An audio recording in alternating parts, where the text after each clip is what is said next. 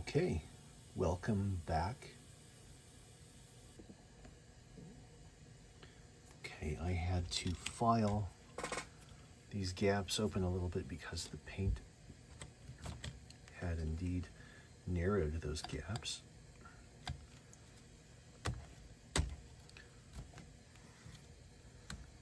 Looking good. Nice. Okay.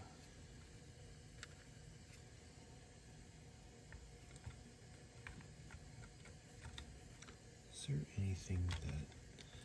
No. Okay. Okay, let's just let those drop out first. Okay. We got a few things to accomplish. Okay, before we work on that, we're going to work on this.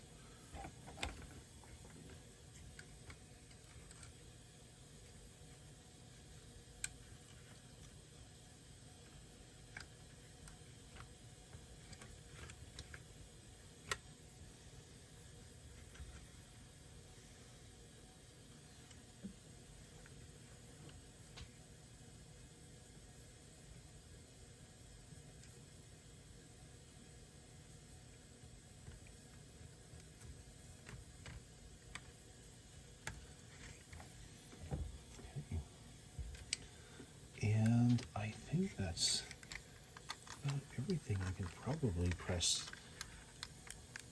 this in. So here we are. We have the body reattached to the car without any considerable damage. Just a little bit of brass peeking out on those grab irons. And so I might need to retouch those. Touch those up. Shades are looking good.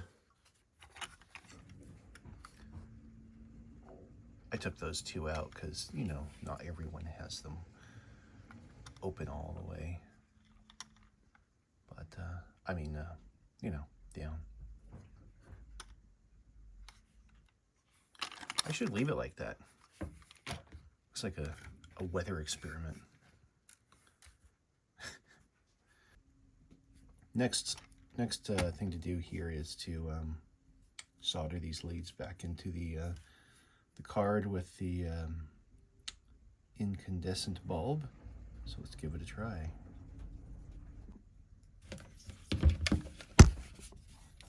Okay.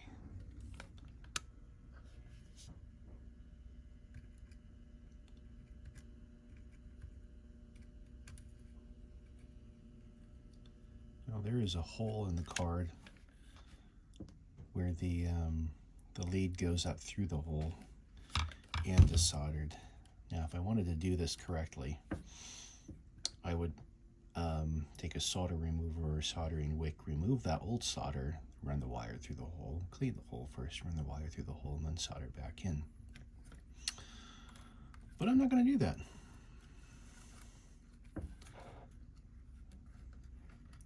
I'm just going to press it down lightly on the solder itself. That solder it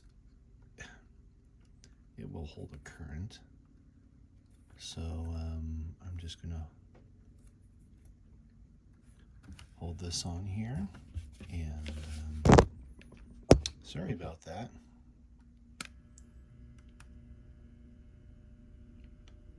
Okay, get that nice and hot. Okay, get that in there. Okay, now to test it out on the layout. Okay, so I just tested it on the layout, and at full throttle, the light's visible. Now, it has come to mind of simply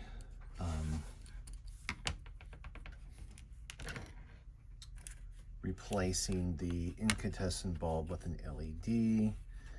Yeah, I can do that. Do I want to do that right now? Not really. I could, I'm actually curious. I'm not going to do that right now anyway, but I'm curious because no matter which way, don't mind the noise. My washroom is upstairs. No matter way you orient the car, it's always going to light up. Now, you know that light bulbs are definitely polar. So whatever this card does, I'd be interested in looking at the schematic. Let's see. Aligning the chimney with the stove, and then go ahead and drive it home. Okay.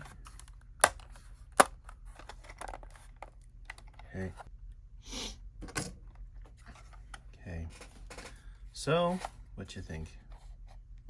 So, new car, window shades.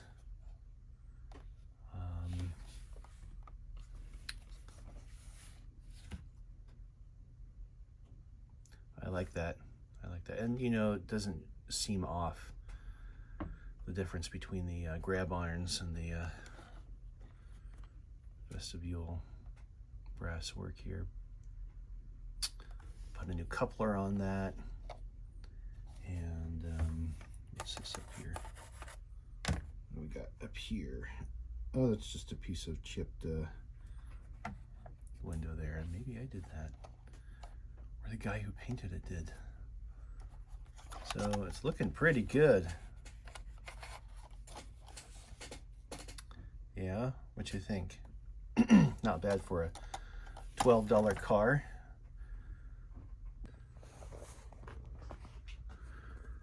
Okay, here we go.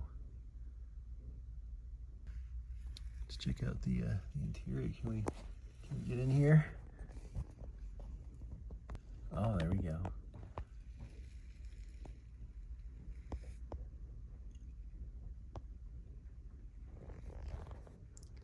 So, not bad. Let's see what it looks like on the other side. Looking pretty good. That is a nice looking car. I doubt the lights were that bright back then. But whatever. It's all good.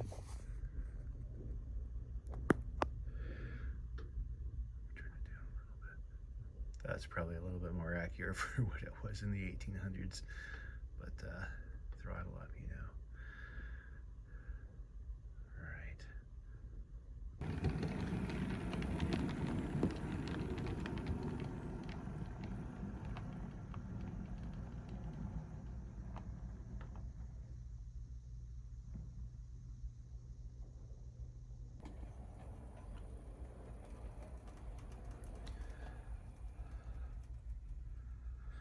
So, though this car is not done, this video series is. This was a nice little series on turning this corny little Christmassy Bachmann ON30 combine into a road-worthy, acceptable, narrow gauge car. Still love that broken window. A little bit of realism, huh? Well, the next stage for this car is some lettering. Decals are in the mail. And some weathering. Those two items will be in the following video on this car, but for now, on to other projects with some horology, some pipe restorations, and a few other things. So, thank you for joining me on this exciting series. It was so lovely to have you along, chatting about stuff. Just a little ASMR, I realize, But thank you so much. I hope you had as much fun as I did. Take care, guys. Until next time. See ya. Oh, and keep her on the rails.